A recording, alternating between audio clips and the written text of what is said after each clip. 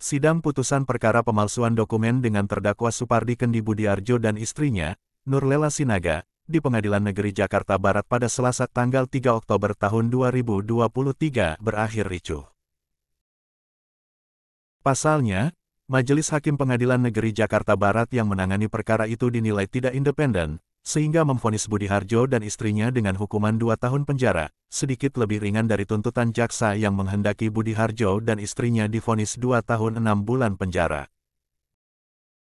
Majelis Hakim dinilai tidak independen karena menurut kuasa hukum Budiharjo dan istrinya, dalam membuat putusan, Majelis Hakim hanya berdasarkan keterangan saksi-saksi yang dihadirkan pelapor, dan mengabaikan keterangan saksi-saksi yang mereka hadirkan.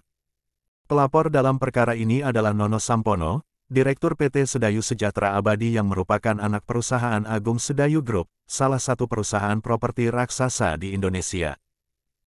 Budiharjo sendiri selain merupakan seorang pengusaha, juga merupakan Ketua Forum Korban Mafia Tanah Indonesia atau FKMTI. Kericuhan pecah karena setelah membacakan amar putusan, Majelis Hakim memerintahkan kejaksaan agar menahan Budiharjo dan istrinya. Padahal, tim kuasa hukum telah menyatakan banding. Contoh hukum buatan manusia. Mafia bajingan semua. Banyak problemnya. Banyak problem. Minggu ini dia ya. Tunda. Beda. Tutup aja semua fakultas-fakultas hukum. Tutup aja sekolah-sekolah hukum. Kawal. Nggak ada hak eksekusi. Belum inkrah. Dan macam-macam. Yasin di mana hati baik Pak Yasin itu. Sepanjang tidak ada masalah ekses oleh jaksa dan kami maka kita akan berlangsung kita jelas. Jadi siapapun jaksa silakan kalau ketika putusan dibacakan tetapi administrasi tidak lengkap, ini mengkonfirmasi ada dugaan kuat, semua putusan sudah didesain tetapi dengan tekanan atau pesanan. Dua hal ini, apakah ada tekanan atau ada pesanan, silakan masyarakat menilainya. Udah jelas secara legal formal Pak Jaksa akan tidak ada penetapan, kami bawa pulang klien kami, dan kalau nanti ada perintah eksekusi baru kami patuhi. Kami menghormati hukum, karena itu jaksa dan pengadilan mohon juga menghormati hukum, dan tadi kami sudah menyatakan kami demikian. Assalamualaikum warahmatullahi wabarakatuh. Waalaikumsalam warahmatullahi wabarakatuh.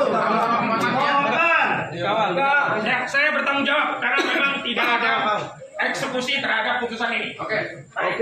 Kalau ada eksekusi Pak Jaksa, kami siap menghadirkan klien kami. Kita patuh. Kita patuhi.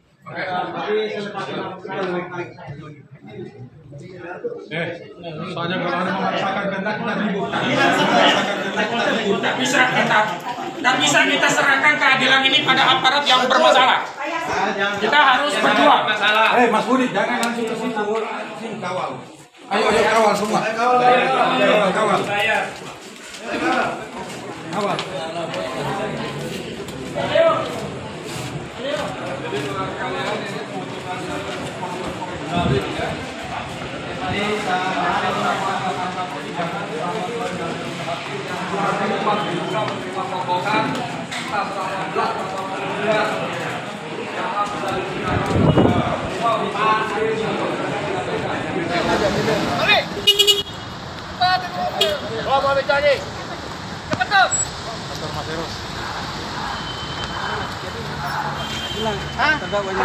Iya pulang terdakwanya, cuma percuma aja ya ada Menuntut keadilan kenapa jadi ditahan? Negara ini negara barbar apa? Negara bukan negara barbar Pak. Data-data tidak dipakai.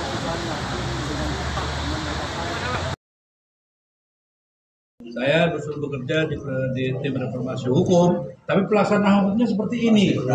Kan itu memberi cacat daripada pemerintahan Pak Jokowi ya. Jadi saya mintalah siapapun ya yang hadir di ruangan ini sebagai saksi.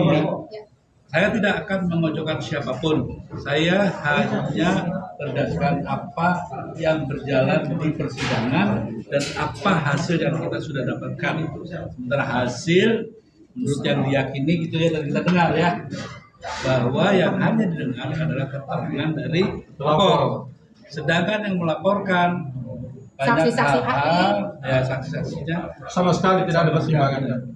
Bang Yahya, kalau begitu janggalnya ada dugaan kuat nggak hakim terima suap?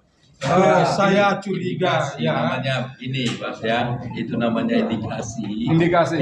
Bisa saja. Saya tidak nuduh, Siapa cuma nanya doang. bisa saja bikin dugaan, Ya. praduga. Jadi Tapi pertimbangannya. yang mau saya tegaskan begini. Inilah buktinya industri hukum apa yang disebutkan oleh Bapak Menko Polhukam Profesor Mahfud MD. Maju tak gentar bela yang bayar. Yang benar bisa disalahkan, yang salah bisa dibenarkan. Prihatin kita melihat proses penegakan hukum.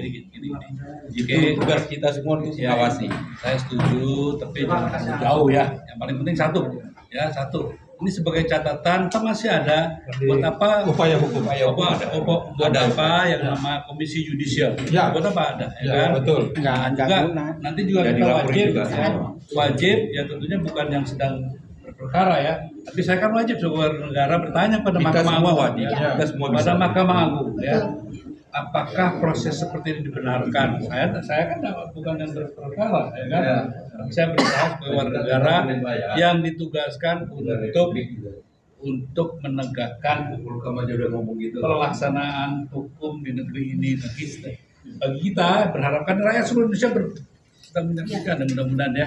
Bahwa diharap pengadilan menjadi tempat mencari keadilan. Amin. Bukan satu pembenaran Ya. itu ya. Kami kecewa karena dari tadi tidak ada satupun fakta-fakta persidangan yang menyatakan bahwa klien kami sama sekali tidak layak didakwa 266 ayat 2 tadi. Satu pun tidak ada fakta persidangan yang dimasukkan sebagai pertimbangan hakim. Halo Pak Hakim, apa kabar? Kemana aja? Kenapa nggak dimasukkan fakta-fakta persidangan? Terima kasih. Inilah perkara yang diputus oleh hakim yang tidak pernah hadir jaksanya sebagai penuntut dan yang mem-P21 kan tidak pernah hadir sekalipun dalam persidangan. Jadi kira-kira mata hatinya, mata kepalanya hakim ini di mana ditempatkan sehingga membuat putusan seperti itu.